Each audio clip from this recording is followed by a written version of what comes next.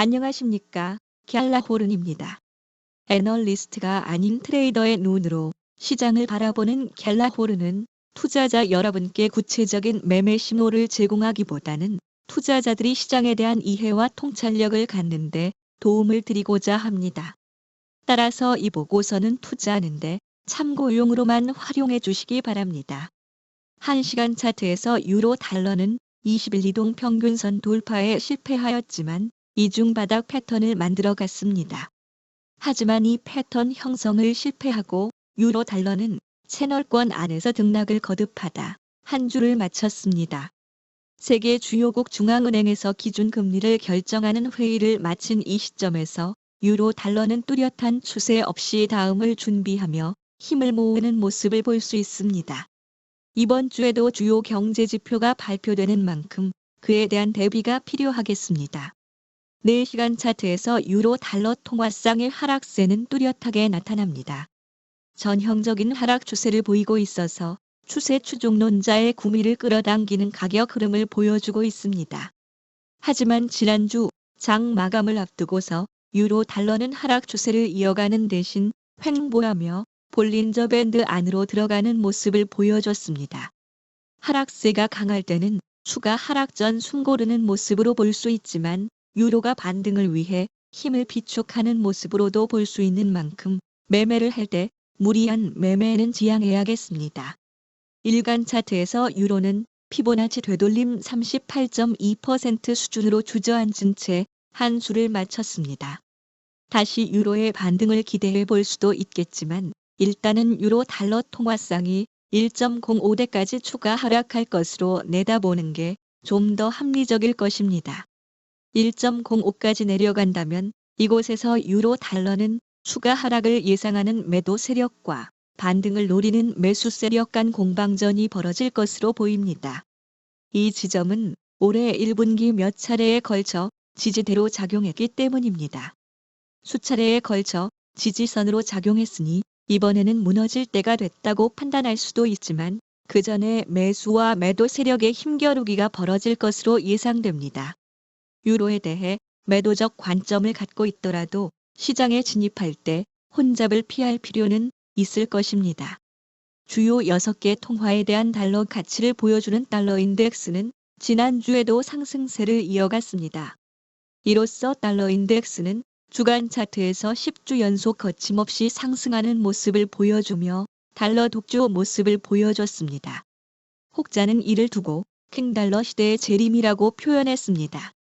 달러 인덱스의 강세는 미국과는 달리 주요 경제 집단에서는 견실한 경제 성장을 보여주지 못하고 있기 때문으로 풀이할 수 있습니다. 또 일본은행의 초완화적인 통화 정책 호수도 달러 강세에 한몫했습니다. 달러 인덱스는 전장 105.395보다 0.17% 상승한 105.572를 기록했습니다. 주간 단위로는 0.24% 올라 10주 연속 상승세를 이어갔습니다. 4시간 차트에서 달러 인덱스는 상승 추세선을 그리며 상승하고 있어서 달러 강세 시각이 아직은 유효함을 알 수 있습니다. 달러 인덱스 강세에는 연준의 매파적 정책과 이에 따른 미국채 수익률 상승이 큰 영향을 끼치고 있음을 주지하시면 되겠습니다. 미 연방준비제도 연준이 FOMC 정례회의에서 기준금리를 동결하자 연준 고위 관계자들은 매파적 발언을 쏟아내기 시작했습니다.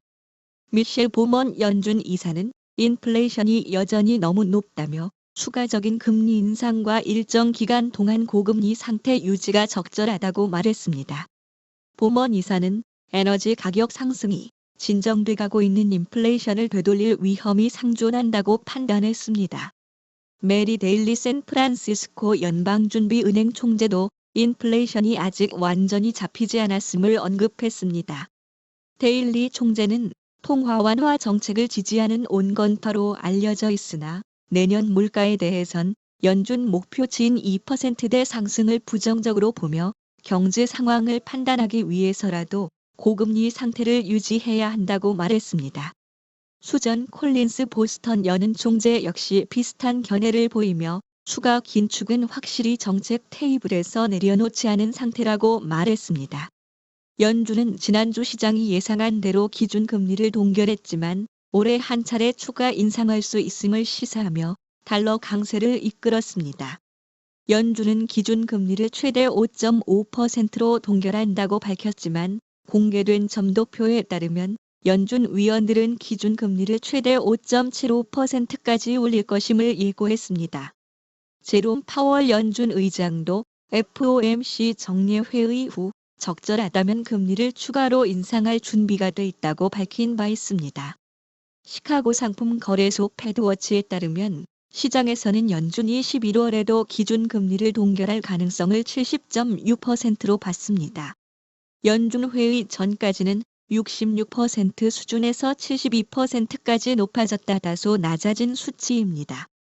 시장은 12월에도 기준금리가 동결될 가능성을 52.8%로 보고 있습니다. 유럽중앙은행 ECB는 기준금리를 0.25% 인상했지만 유로는 달러에 대해 약세를 이어갔습니다. 시장 의견이 동결과 인상으로 비등한 가운데 ECB는 기준금리를 올렸지만 시장은 ECB가 미 연준에 비해 온건한 정책을 펴고 있다고 풀이했기 때문이었습니다.